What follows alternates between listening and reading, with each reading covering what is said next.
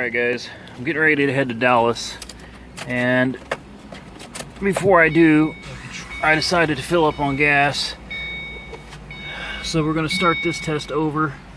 The odometer reading 91,913. Alright, just topped it off, filled it up. I've got an ethanol tester kit here, which hopefully we can clear this up some. We're going to suck up. I've got a little bit of ethanol here in a glass jar so we can test the content.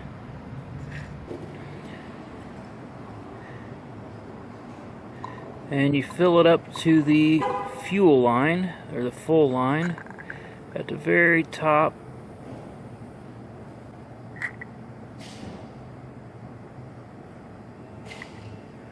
About right there.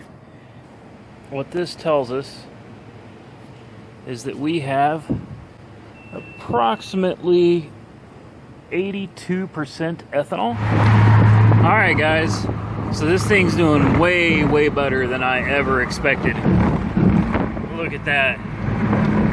Almost 200 miles and I'm still above a quarter of a tank. And that's with going about 85 miles an hour the majority of the trip. And here's DFW right here. We made it.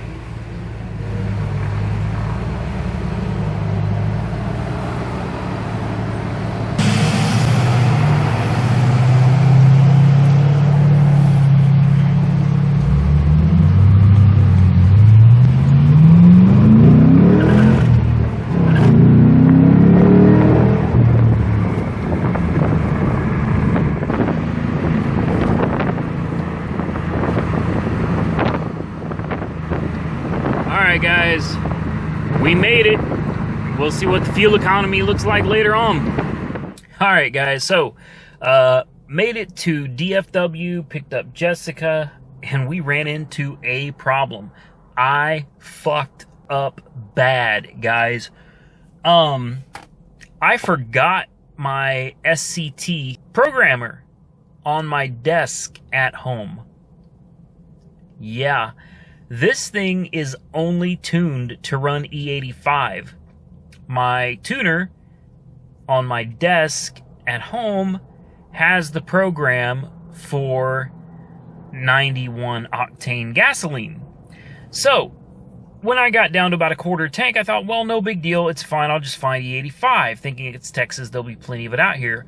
Wrong. I've driven to 4 different gas stations in the area.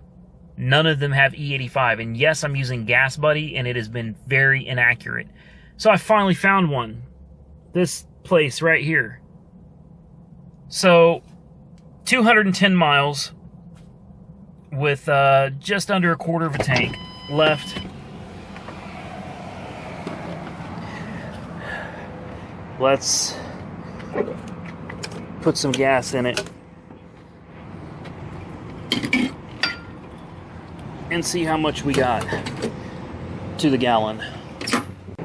Alright guys, so it held just over 12 gallons of gas, 210 miles, so you're looking at, what, 17 something, about 17 and a half. So that does include quite a bit of traffic once I got here to Dallas this morning around 8:10.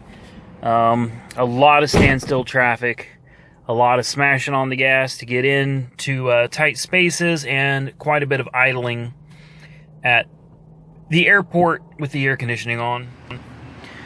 Alright guys, so we made it back from Dallas. The verdict is in. Just put in 10.3 gallons of E85 at 186.5 miles. Comes out to 18.5 miles a gallon on this trip. So there you have it. That's about as good as it's going to get on a straight highway shot to Dallas and back. All right, guys. So here are my results. Keep in mind, my tune was a rough tune, okay? It's a very raw initial tune. It's being customized and tuned properly right now. So we'll have to do this comparison again later. But for a pretty much a canned tune, I'm very happy with the results. So I'm going to start with number one. The EPA rates my Mustang GT convertible at 15 city, 23 highway, 18 combined. Now, we did a video previously where I showed I got 14 in the city, and that was with some pretty heavy driving, and that was rough. Okay, I still had a little bit of fuel mixed in with the E85. It was running rich, and it still managed 14 miles a gallon. So as far as city goes, barely even noticeable. Highway, however, is where I noticed a significant decrease in my fuel economy, which is to be expected. Okay, the EPA rates highway at 23 miles a gallon. My first run on a tank of E85 was 17.19 miles a gallon. My second run was 17.93 miles a gallon, averaged out to 17.56 miles a gallon. That's a pretty significant loss, but it's well within what I expected, around 33%. What that comes out to is 23.65% fuel economy loss. Let's move over to the cost.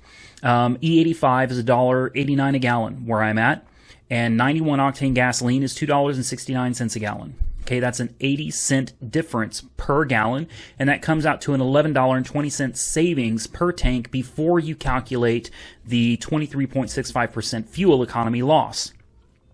Now, let's get into that.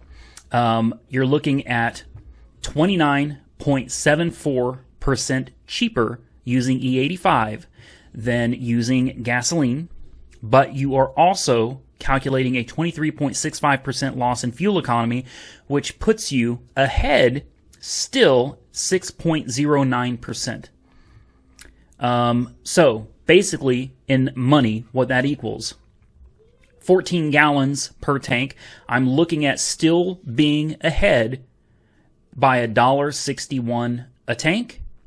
I'm achieving more power than I could with 91 octane gasoline.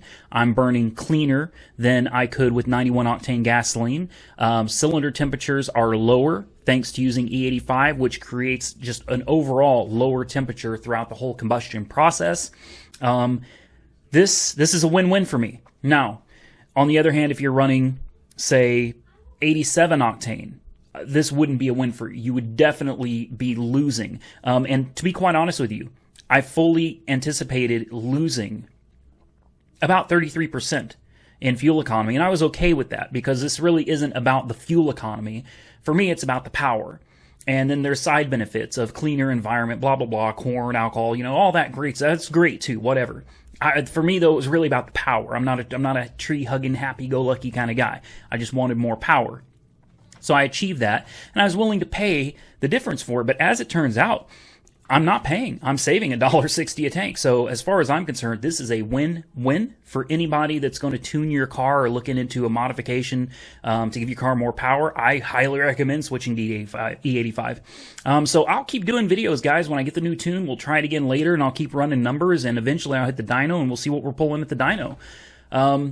With that being said, guys, end of the video. E85 has been working great. Very happy with it. And it's saving me money at the pump on top of it. So I can't lose here. As always, like, comment, subscribe, be safe out there, and Uber on.